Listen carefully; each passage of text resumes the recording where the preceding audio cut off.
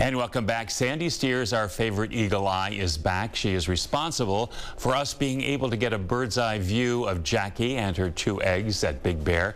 We are now just days away from seeing 2 eagles come into the world. It's good to have you back. Thank you very much. I tell you, we are thrilled by this. You get more attention on social media than I think anybody at this point. Well, thank you. Yes, not intended, but the eagles are so popular. It's amazing. They are so popular. So we are really just kind of days away, but let's go back. You decided to put the camera up, and what's the backstory on even getting that camera up into the tree? Up into the tree. We had to hire somebody that knew how to design all the camera equipment because it's hooked to solar and powered by solar out in the forest. There's no electricity lines running anywhere. So it's all hooked to solar system and then connected to lines going up the tree to the camera.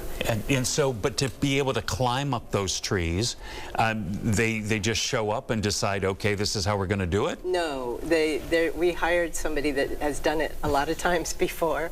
And when we first put the camera up there, he brings a bow and arrow with him, and he shot an arrow up over the tall limbs with a rope on it so that he could put rope up the tree, and then he rearranges it to pull himself up into the tree. That's pretty dangerous. Huh? That's pretty dangerous, isn't it? It is pretty dangerous, yeah. So once you get the camera up there, the world has been watching, and now we are coming down to the deadline. So we're thinking that the 2 will hatch by when? Hopefully by the 14th, sometime between now and then. Okay.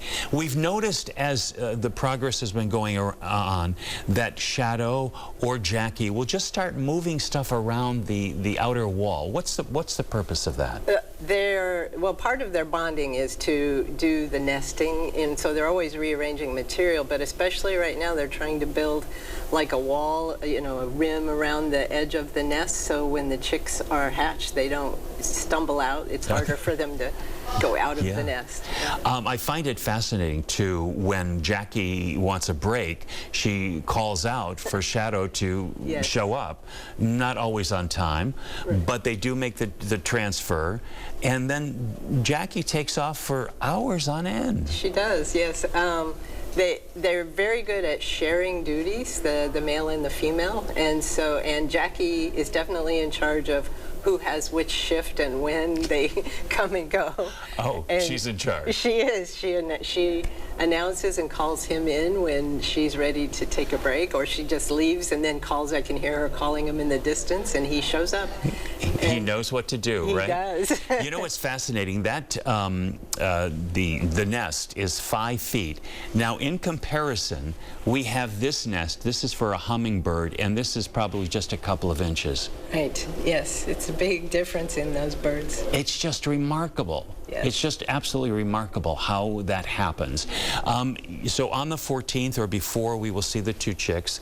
It will take how long before they are able to fly? 10 to 14 weeks. They have to be full grown like all birds. They have to be full grown before they're able to fly.